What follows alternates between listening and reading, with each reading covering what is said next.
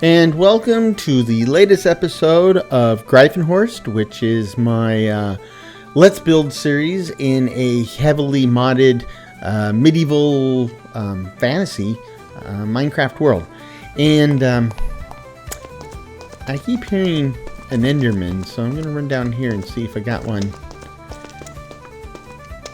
inside the gate, so to speak. I guess not. He's probably in the underground cave system we saw last time. Anyway, so what we've been doing in this series so far is the idea is ultimately to build a big castle, estate, and a surrounding town, and then start to tame and reclaim the surrounding lands, eventually reaching this outer ring where we know there are tons and tons of fire-breathing and lightning-breathing dragons. Now that's all quite a ways in the future, but because we're still building the castle. But in the last episode, we made a lot of progress in the vertical shaft, the stairwell I was just in, and that's good.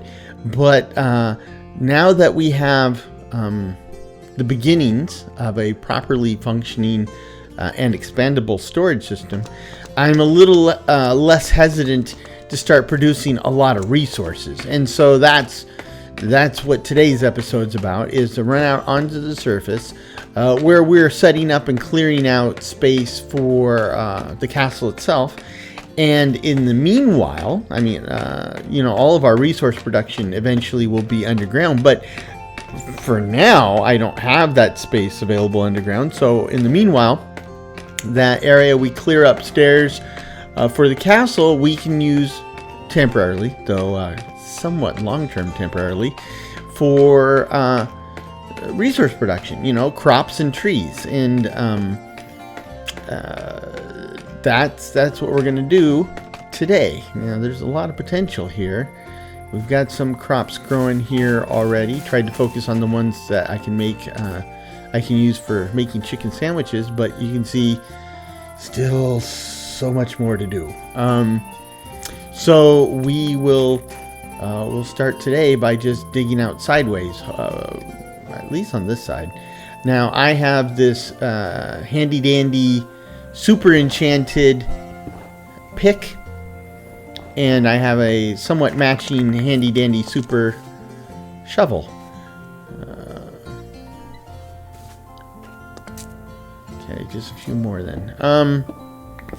And what we'll do is you can see that it digs. Well, they both dig 9 blocks at a time. So that is going to make a lot of progress in a fairly short time. 3, 4, 5, 6, 7, 8, 9, 10, 11 plus 1 extension. So we need to dig this out. And there we go. Now I just need a bunch of dirt, which is not there because it's, well, we'll get dirt. We'll get plenty of dirt eventually. And meanwhile, let's go gangbusters with this pick. And this is indeed gangbusters. The biggest problem is just picking up all the stuff that we're extracting. Did a pretty good job picking it up as we went along here.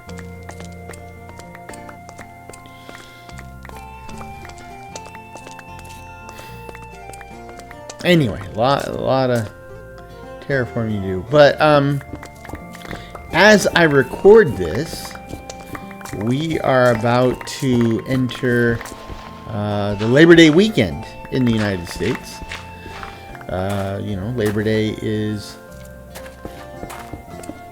the holiday where we support the working folks the people who get things done, the people who, quite frankly, we would not function. We couldn't work as a civilization at all without people doing work, getting things done. People making and growing food, making tools, cars and vehicles. People working in the power plants to keep the lights on. People working in the water facilities to keep the tap on. There's just everybody's out there doing their bit, except me. I'm still between jobs, but I am doing this, so hopefully that counts for something. But it's the Labor Day weekend, and hopefully you've got some plans. You're going to be doing something fun. We will be heading out tomorrow. I mean, yes, we just got back on Tuesday from our trip to New England, but we every Labor Day for the past few years, we've had a kind of a standing reservation at this cabin out on the Olympic Peninsula, and this year's no exception. So, yeah, I'm looking forward to that. The Olympic Peninsula, if you've never been there, it's home to Olympic National Park, which includes some of the few examples of temperate rainforests in the world, actually, and it's got some pretty awesome beaches, and it'll be nice. And of course, we'll be in this cabin we stay in is it's way out there. In recent years, they went ahead and added Wi-Fi, so that was good. That got us back connected, because where we were, we didn't get any cell connection. So that's how isolated it is, and it's nice, very nice. Is this right? That's okay. Add a light. 1, 2, 3, 4, 5, 6, 7, 8, 9, 10. And then the wall. They're supposed... Oh, I see. Uh-huh. Yeah, it's supposed to go one further, which I did at this end, but when I dug all the way to the other end, I dug next to it. So, yeah, okay, everything's fine. In fact, I can kind of fix it now. You can just go sideways. Anyway, so hopefully you've got some plans. One of the things I miss when I was growing up, my dad was a bit of the black sheep of his family, so we didn't grow up anywhere near his family, and so I for many years I didn't know him hardly at all, and now I know him better, but we grew up separately, so it's we're not close. But my mom's side of the family, they were all within 100 miles of us. And my one of my aunts, her family was just down the freeway toward LA. So I grew up with them, and the reason I bring this up now when talking about Labor Day is that when I was a kid, we often had these big family picnics, right? And 4th of July, Labor Day, stuff like that. Sometimes they'd be at a big park. Sometimes they were at a house, usually our house, but and that was fun. Growing up with cousins is pretty awesome. And if there's anything I regret about how we've raised my girls, it's the regret that they kind of grew up away from their cousins. Now, where we live now, I actually have one of my cousins and her rather large family is actually two of my cousins are now in the neighborhood, but they're not really in the neighborhood, right? My cousin with her big family, they're an hour away still, and at this point, everybody's busy with their jobs, and even the kids are somewhat grown up, and they have the soccer and karate and all this jazz. So it's just not the same, and that's unfortunate because I enjoyed that. I'm one of those people who enjoys family, right? So I know a lot of times we joke about it, right? The holidays or Thanksgiving, and people roll their eyes like, I'm going to spend time with family. And it's like, I'm cool with it. I'm totally cool with it. But that doesn't mean let's put some disclaimers on that. It doesn't mean that I can hang out with my family all the time, every day, all day, week on week. No, there are limits, and but getting together for a day or two every few months, that would work with me. But anyhow, I just remember all those picnics on the 3-day weekends. So a lot of fun.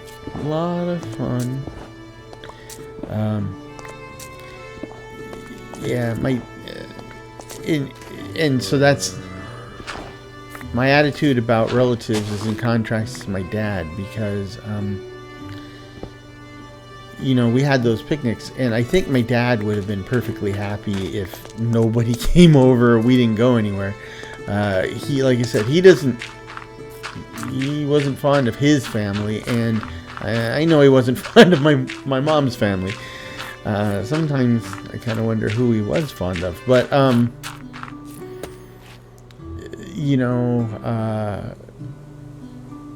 yeah, I think we probably would have done a lot more. In fact, I know we would have done a lot more together, because after my parents divorced, then we saw my cousins a lot more. In fact, for a while, some of them lived with us, because my aunt got divorced as well, and so my aunt and my mom moved in together. Actually, they moved into our house, and so we had cousins every day for a couple years. That was actually pretty cool.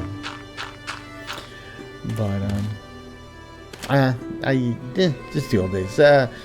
I kind of get nostalgic like this each year as fall sets in. I mean, today was actually the second day of school for my girls. Yesterday was the first day back, but it was a weird day. Today was a proper school day, proper schedule. And even though it's still August as I record this, it's definitely been a weird summer in that there's been several times in the past few weeks that the light, the quality of the light, the smells in the air, sometimes even the temperature, it just felt like fall, right? I think we're gonna have an early fall this year, and while a lot of people, like my wife, are not happy about that, I know there's a lot of people, like myself, who are perfectly happy with that, right? I mean, I like all the seasons. I do enjoy the summer. I do like spring, but I really love winter, and I really, really love fall. Maybe it's because I was born in the fall. I don't know. It's possible. Fall babies get nostalgic for that. But yeah, I will tell you, I don't know why I love the fall so much, because where I grew up, it's like Southern California, right? A lot of people love Southern California, and a lot of it comes from the weather, right? They love that weather. It's a mild winter, beautiful year round. Summers can be a bit hot, but and the problem is that fall is a phenomenon that's kind of driven by changes in temperature, right? Seasonal changes in temperature. And, the beautiful leaves and all that. I mean, all that's driven by the season. And if you're someplace other than Southern California, in the United States, when things start cooling off, the trees, the deciduous trees, start pulling the sugars and chlorophyll and other chemicals out of the leaves, and what's left is a leaf that doesn't have any green color, and it usually winds up being yellow or red or orange, and then the leaf essentially dies, falls off. But the tree basically sucked in all those nutrients to hold on to them during the winter. Now that's basically what drives fall. The problem with this, getting back to Southern California, is that especially the area we lived in, right? It was an older part of Southern California, right? The Ontario, the Inland Empire, and even LA. These are areas that had been heavily populated in the 1890s through the 1950s, right? And during all that time, the people who were setting up, the housing development stuff, they were from back east, and they had, the same type of nostalgic memories of the seasons and stuff that people do from their hometowns. And so they planted a lot of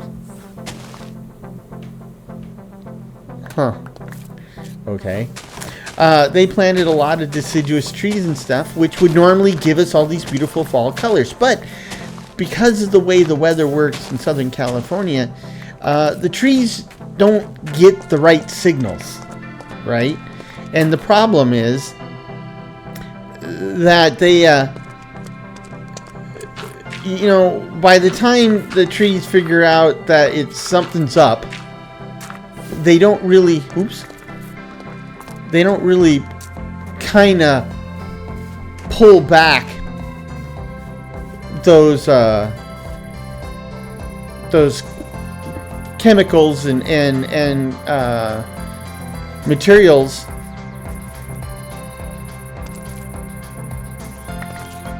that kick off fall. So while I was a kid growing up in Southern California, I'd be watching Sesame Street or Electric Company, and I'd see all these kids outdoors raking leaves, in the fall. They're raking leaves and into a big pile and jumping into them, and the beautiful colors. We didn't get that because the way the trees adapted to the Southern California weather is they basically go from being green to brown and crumbly. There was no in between. So we didn't get the beautiful fall colors. And in fact, we didn't even get the beautiful leaves, right? So I remember in our front yard, we had 2 big maple trees. And it's like summer, fall.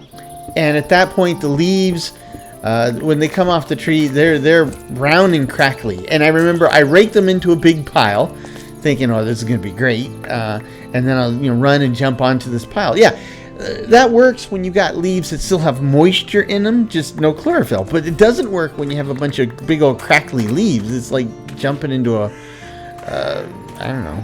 box of Raisin Bran or something. So that's pretty much what would happen. Is I raked them in a big stack. And then I ran and jumped into it and probably almost broke a bone because, there was nothing to cushion the blow. And then of course we went. The pile of crumbly brown leaves had now become a pile of crumbly brown leaf dust. Right? The structural integrity of the leaves were completely gone. So. in that respect, I kind of feel like I got ripped off. But on the other end, like things for like Halloween stuff, you know, it was warm, right? Halloween was pretty spectacular because, you know, I've lived here. Oh gosh, I've lived here for 27 years, and I have kids. So for the past 15 Halloweens, their 16th Halloween will be this year. Past 15 Halloweens, I've had kids in the far north, and let me tell you, a lot of times Halloween's freaking cold, and it's not much fun to have a costume on, but then on top of your costume, your mom makes you wear like your winter coat, right? So nobody can see what your costume is because you're wearing this big old thick coat on top of it. But in Southern California, you didn't have that problem, right? You could be whatever you want. And, you know, you didn't have to hide it behind a coat, and you didn't worry about rain ruining Halloween. I mean, you know, usually Halloween was a fairly warm night, and you could stay out late. And so I have these really wonderful memories of Halloweens and Thanksgivings. And of course, you know, that's kind of like the on-ramp for the holiday season, right? Oops, I didn't mean to nail it. The holiday, you know, that's kind of like the warm-up act for Christmas and all that jazz. So it was really great. I just remember it. Anyway, I don't know why I'm feeling all nostalgic today.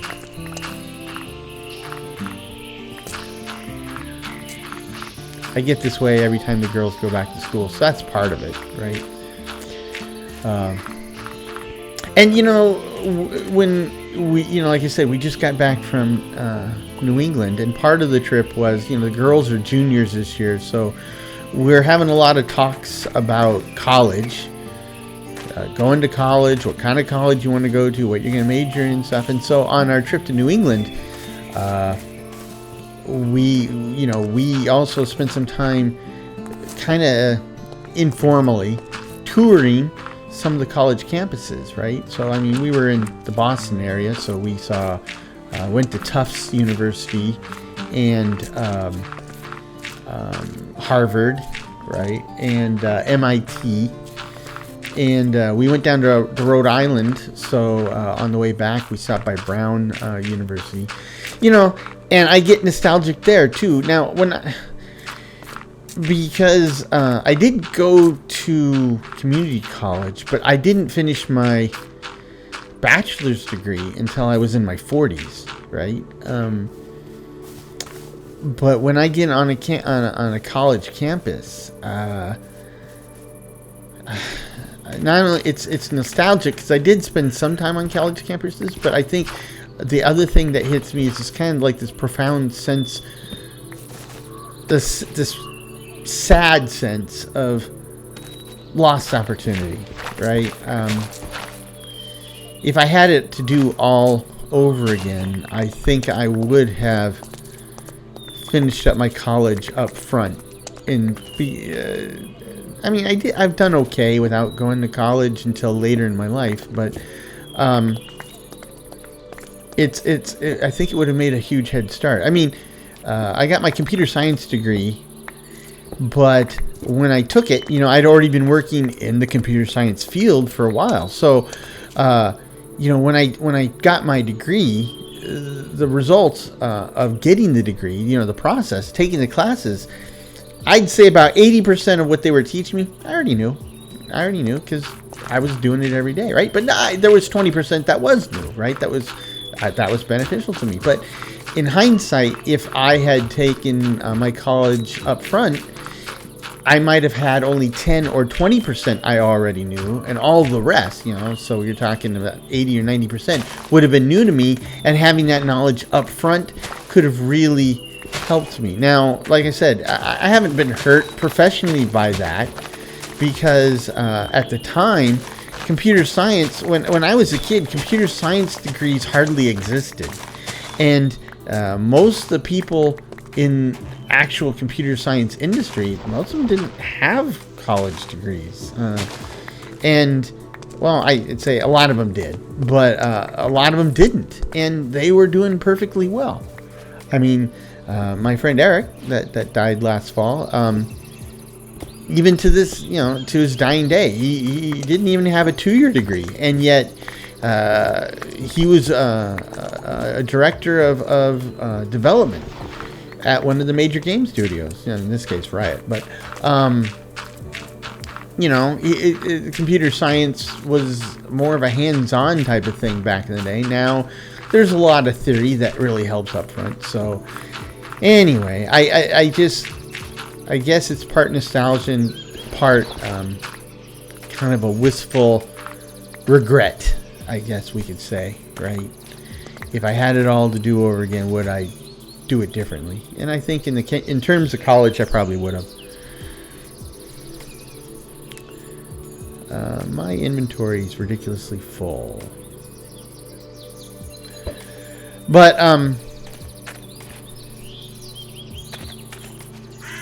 yeah, I mean, if you start going down that path, then you start thinking about, like, jobs and stuff like that. I mean, when I left active duty, when I left the active duty Air Force, it was for all the wrong reasons. And within 6 months, I was regretting it. But, I mean, again, things worked out pretty well for me. So, I can't blame too much. But if I had it all to do over again, I probably would have stayed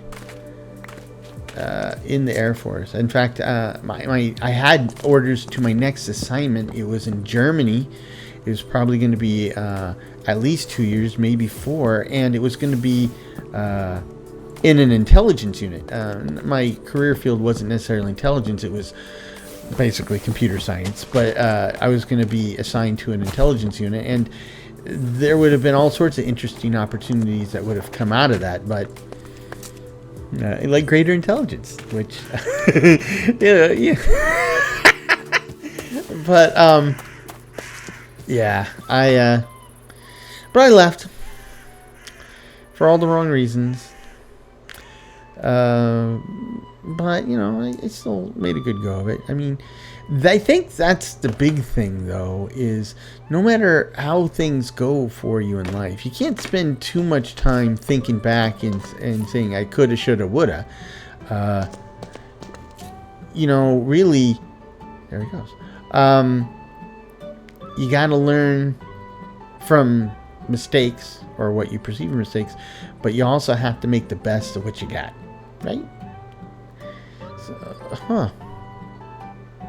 I thought I had upgraded this drawer, but I apparently didn't. It only holds a maximum of 2048, and that's not going to cut it. Just make sure they're not being dropped someplace else. Okay, so I think I'm going to need to I need to build some drawer upgrades for the cobblestone drawer. I didn't mean to do that.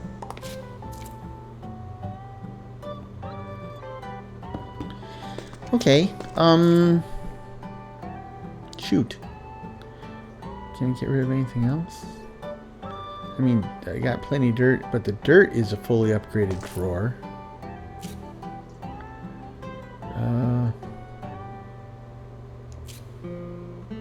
Okay then.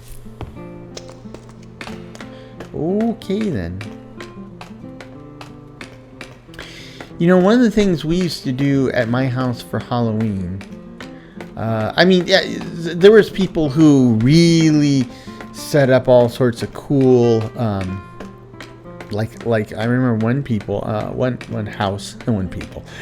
family in the apartment complex across the street. They kind of set up a maze of boxes, right? And you can crawl through, as a little kid, you crawl through the boxes, and at the end they give you candy. And their little maze of boxes, it wasn't really a maze, it's just a tunnel, but it kind of zigzagged through their apartment. And when you came out the other side, you went in the front door, you came out the back door. But that was fun. As a kid, I dug that. But what we used to do was we would really decorate our house, the front yard for Halloween. We had a big yard, and like I said, you had those maple trees, and by Halloween, they had no leaves on them, so they looked all kind of spooky. So we would throw some toilet paper and stuff up into the branches to kind of make it spookier. And then we put up some phony gravestones. And this is before you could get phony gravestones at the store, right? You can go to Home Depot or something and get like skeletons and all. That didn't exist back in these days. So, we just had some particle board and we'd paint them like gravestones and stuff. And we had all sorts of cutouts, right? We would... we would find ghosts and stuff in magazines, or we draw them ourselves on paper, then cut them out and post them on cardboard and cut it out, and then put them in the windows. Yeah, try to make it spooky. I remember one of the first... I gotta make a drawer. Okay, I gotta make a couple drawers. One of the first Halloweens that I was on my own, I went to do this, and what I did is we're talking, 1993, 94. I had taken my Commodore 128, and I wrote a program that drew a jack-o'-lantern, and then the jack-o'-lantern's face was animated, would do stuff. And I put that in the window by the front door, and oh man. Okay, I was going to make them, but I already got them. So, okay then. I need more emeralds. Ah, there we go. It's all the emeralds.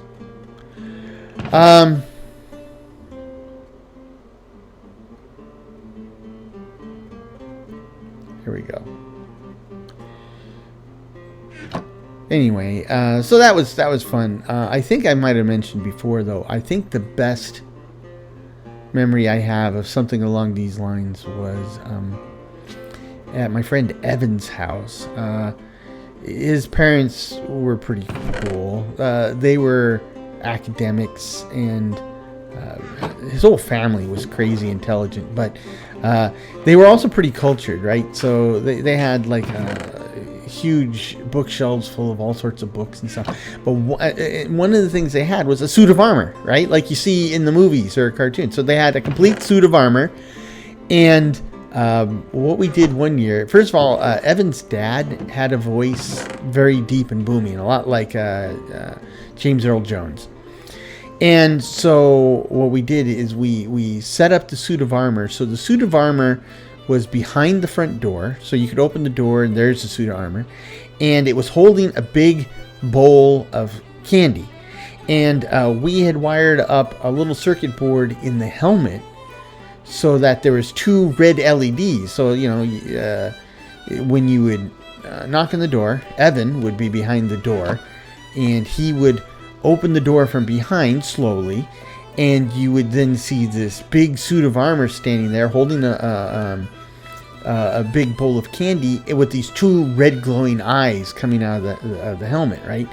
And they had put an intercom in there. So Evan's dad was upstairs looking down on the front door. He's hidden, so you can't see him, but he can see you. And with the intercom, he would talk to people, right?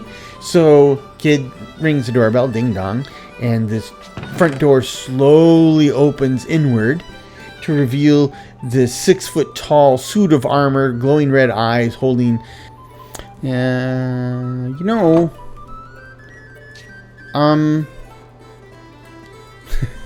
it's sorry to break that chain of thought, but I've got upgrades for my backpack. Yeah, and these let you stack insane amounts of material in a single inventory slot. So let's do that. So I need some string. I'll take that out of the wool. Throw the wool up to make string. I need leather. Okay. And then where's the bugs? Okay. So that is the blank template, and then now I just need blocks of metals. So I need 8 blocks of copper. And that goes here, those go there. Now that allows me to keep more stuff in a single inventory slot in the backpack. This allows me to increase it even more. And then the gold, we'll take it a step further. Okay, that allows me to add 4 stacks in a single inventory in the backpack. And I just barely have enough diamonds.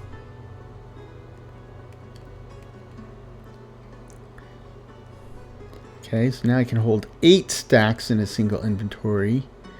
And what's the next level? I think it's netherite. Yes, by 16. Yes, blocks of netherite. So we won't be doing that anytime soon. What's the next level after that? I dare not think. So there we go. So you can see, like, I'm holding an insane amount of stuff in some of those stacks. Anyway, so the kid, rings the doorbell. Door swings open. There's suit of armor, glowing eyes, booming voice.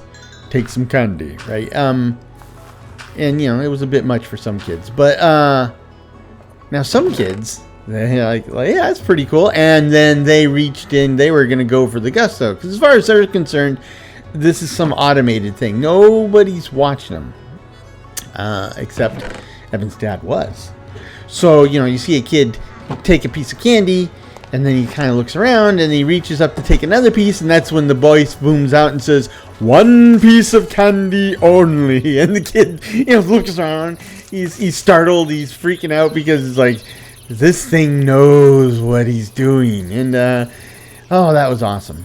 That was awesome. So I guess I don't know where I'm going with that. I guess the moral of the story is, first of all, I don't think Halloween's just for kids. And second of all, while I think trick-or-treating's fun, and as a kid, that was where it's at, there's other stuff you can do that can be as fun and even more fun. Especially if you can't eat all that candy anymore, right? So, now, where we live now, taking my girls trick-or-treating, it's kind of heartbreaking. I mean, we live in a pretty good neighborhood, right? The town we live in is fairly affluent, and people, the neighborhoods we go trick-or-treating in, these people have money, and what a lot of them do, some of them have really great setups, and they really get into it, and they come out and they'll talk to you, and they're really enjoying it too. But most of them, they got a bunch of decorations and stuff set up, and then they'll have a bowl they set on the porch and just full of candy. Says take one. And the problem with that is by people start trick-or-treating like around 5ish or 6ish, and by about 5:30, 6:30, a half an hour into prime trick-or-treating time, that bowl's empty. That bowl is empty because it's not because there was a whole bunch of kids and they all took one. It's because there was a handful of kids and they took all. And you can see those kids. They're usually teenagers, usually teenage boys, running off a pillowcase, and 15 minutes into trick-or-treating, you see these kids running off pillowcases that are absolutely full, and it's kind of a bummer. But I mean, that's how it works, right? So, but my kids don't mind, and it used to bother me because I'm like, well, my kids, they're gonna have to work harder to get the same amount of candy, and then as a parent, after a few years, you're like, yes, by golly, my kids are gonna work harder to get the same amount of candy. In fact, I hope they work a little bit harder than that to get candy, because when you're a little kid, it's all about the candy and the kids are enjoying it. And then when they start getting older and you start paying dental bills, then you're like, yeah, my kid doesn't need that much candy. And your attitude changes, right? It's more about the experience than the candy now. So, okay, let's set up these lights because I use these also as kind of like measuring points. So we got 2 new rows to build on. And then, let's see, 1, 2, 3, 4, 5. That's where we irrigate. 1, 2, 3, 4, 5. And then 1, 2, 3, 4, 5. We won't need the last one because I'll reserve this one for trees. However, we will need to clear away the snow because the trees don't grow well. There's snow in the way. You know, it's interesting because just a few episodes ago I remarked how I was wondering where the wandering traders were. I hadn't seen him in a while. Now he's back. And he's not being so obnoxious, so that's kind of cool. Oh, I said something. I talked to him. Now they're off moving. And of course they go down into the fields where they cause havoc. Oh boy. Should have kept my mouth shut. Should have left them alone.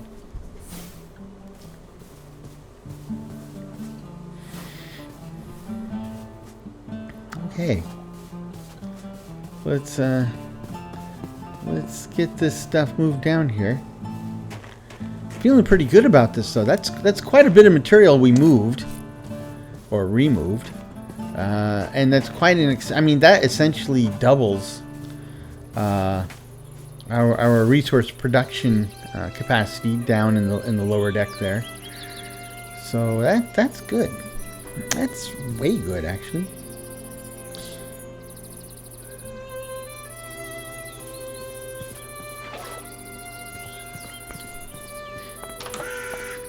Okay. So, what do we got? I need the purple trees and the green trees, and I haven't found yellow trees yet. Let's start an apple tree. Okay. I didn't realize he was there, but good.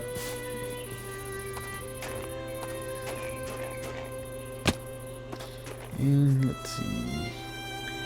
Purple.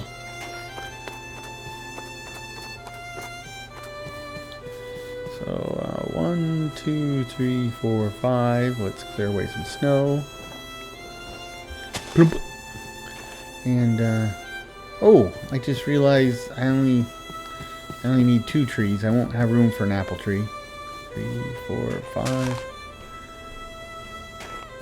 That's okay. Ow, ow, ow, ow.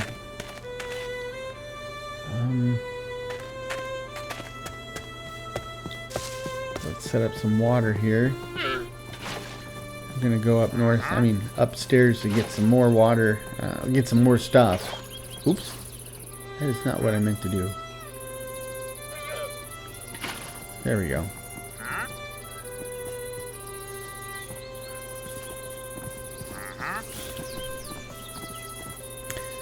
And just need to plop a light in each of these. Make sure they don't freeze over. Okay.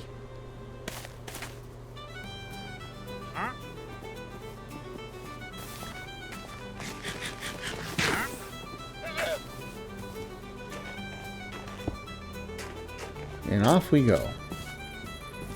Let's see. We're growing some stuff, so we can move that down low. And let's see if we've got some interesting items that we're not growing yet. We'll just start down below. So let me drop off this apple tree. I don't need that. These trees I'm growing, so I move to this. These are all messed up anyway. I gotta sort these out. But corn and Oats, that works. And tomatoes.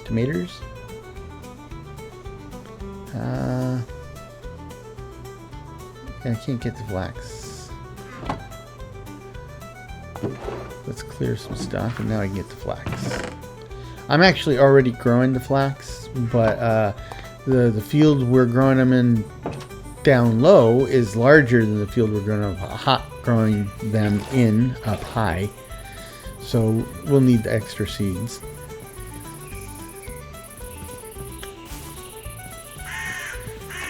Nice. You know, I was just talking to a friend of mine. He's a big gamer from way back. In fact, I met him while serving in the Air Force Reserve in Utah. And I lived in Wyoming, but he lived by the base. Hill Air Force Base. And he lived by the base. So, and we were both gamers. So when I came down for my reserve duty every year, and once a month, I would bring my computer in the car with me. 3, 4, 5. And instead of staying in billeting, I would stay over at his place where, I brought my computer, I'd set it up, he'd set his up, well, it was already set up, and we'd play multiplayer computer games forever and ever. But the thing is, back then, computer gaming was a little different, and computer gamers were a little different, and we played everything, right? I mean, we played first-person shooters, we played real-time strategy, we played the early days of Diablo, right? I mean, we just stay up in the middle of the night playing those types of games. But the point behind all that is that what's interesting, he's about my age, maybe a few years younger, but he's still a gamer. I'm still a gamer, and while we would still enjoy occasionally playing first-person shooters or whatever, just like me, his tastes have changed, right? That's not what I meant to do either. Okay. The wandering merchant and his crew are starting to get on my nerves. Anyway, but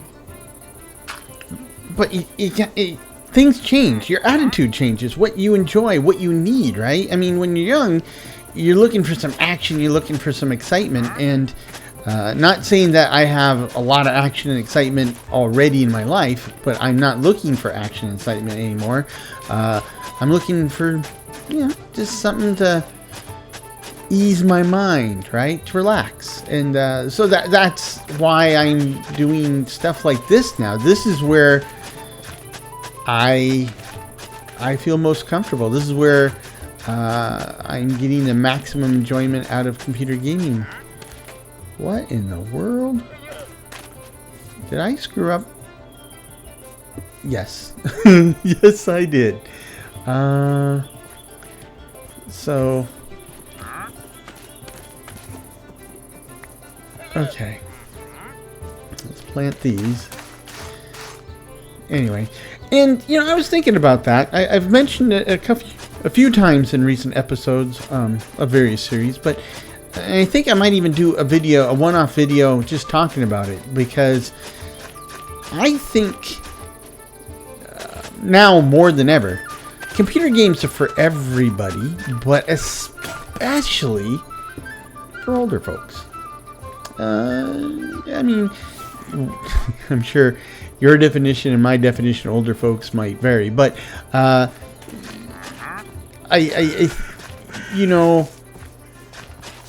anybody, even in the 30s, but especially in the 40s, 50s, 60s, even the 70s, right? These are people who are probably kind of phobic about computers. Yeah, I think computer games specifically, could bring a lot of value to people, right? It helped. I'll cover that in a video at some point. But I just found it interesting how that a lot of my friends who we used to play Doom and Quake and Command and Conquer, and and it was all about the adrenaline rush. And now here we are, and we share the same taste for like relaxing builders. And this one friend I was talking about in particular, he's into farming sims, he's into building sims, and maybe it's just something about as you get older, it's not about tearing things down, but building something up. I mean, I don't know. Somebody with a whole lot more psychological background than me can probably make that call. But it just seems to me that people get to an age where they kind of look around them and their priorities change. Oh, I'm getting a thunder snowstorm here. Okay, there's only one way to deal with that. Sleep story. Works for a lot of things, by the way. I had one friend who slept through 9th grade for the most part, but yeah, it works. If in doubt, take a nap.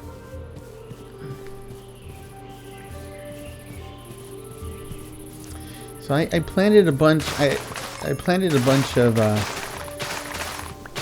flax down there. We'll get the rest of it from up here, but I also have no storage space. Let's see.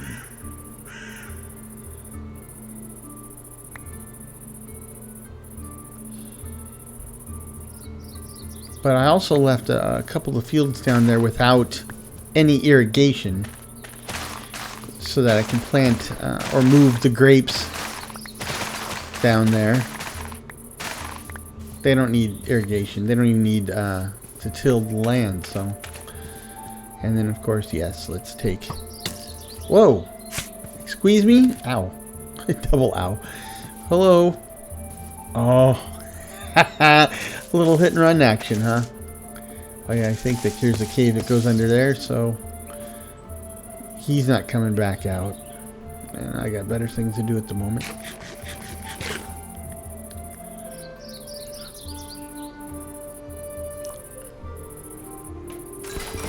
Whee!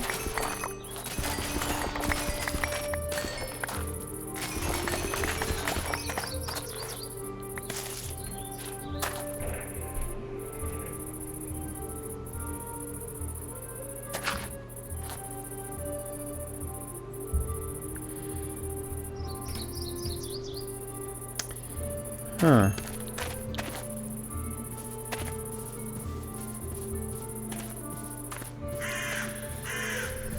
So let's get this stuff transplanted below.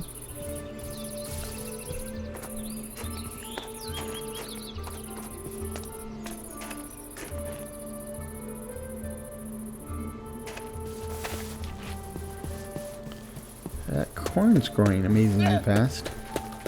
So let's finish this field of flax.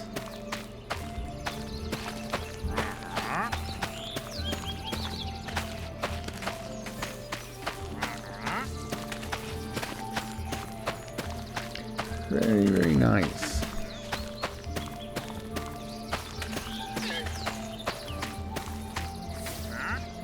Oh, I thought I would have enough to finish the field. I guess I didn't.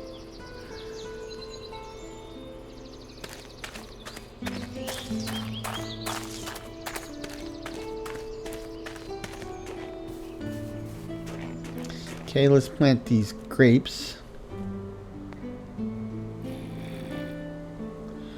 Thought I had to make seeds, but I guess they already are seeds.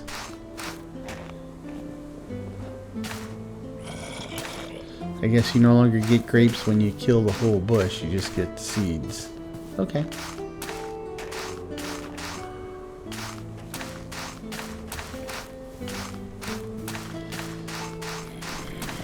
My peaceful goblin zombie friend there. You know, the same zombies in From the Rubble will come at you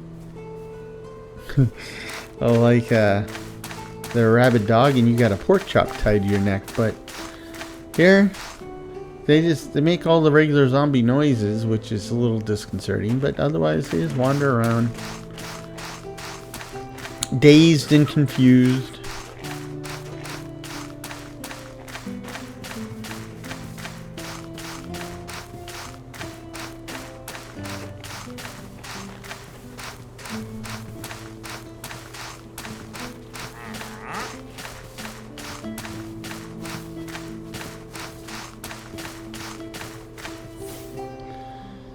Okay.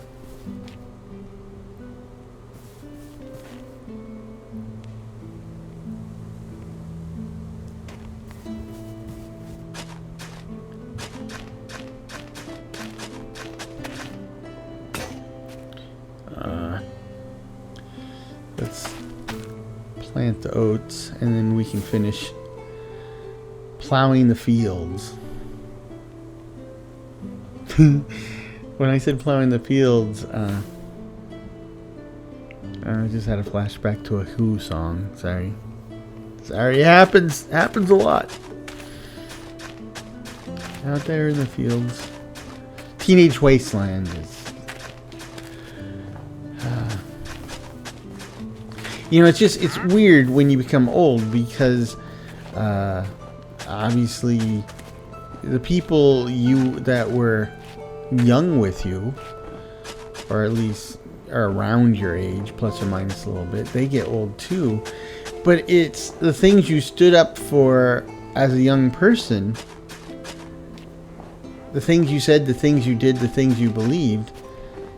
It's interesting to see how much of that is the same and how much of it's changed. I mean, I was just thinking, the Who were singing a lot of songs about,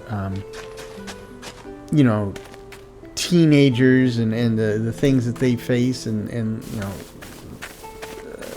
their attitudes. And yet now when you stop and think about it, everybody in the Who is like 70 plus years old. So I don't know if they were to like do a concert today, if they would pick songs that say something like that, something that was important to them back then, or would they pick songs that are important to them now? Oh, this is one of those weird bat things.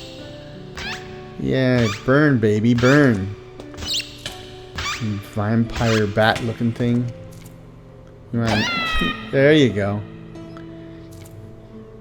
Mess with the bull, get the horns. Okay, let's update or upgrade the cobble drawer. And then let's throw a bunch of cobble in there. And you can see I had 400 cobble in one inventory slot, courtesy of my upgraded sophisticated backpack. So now each of my backpack slots will hold up to 512 items. 512 for things that stack in 64. It's actually, was it 8 times 64 is 512? So if you have something that stacks that only to 16, then it only, those same backpack slots will stack up to 128.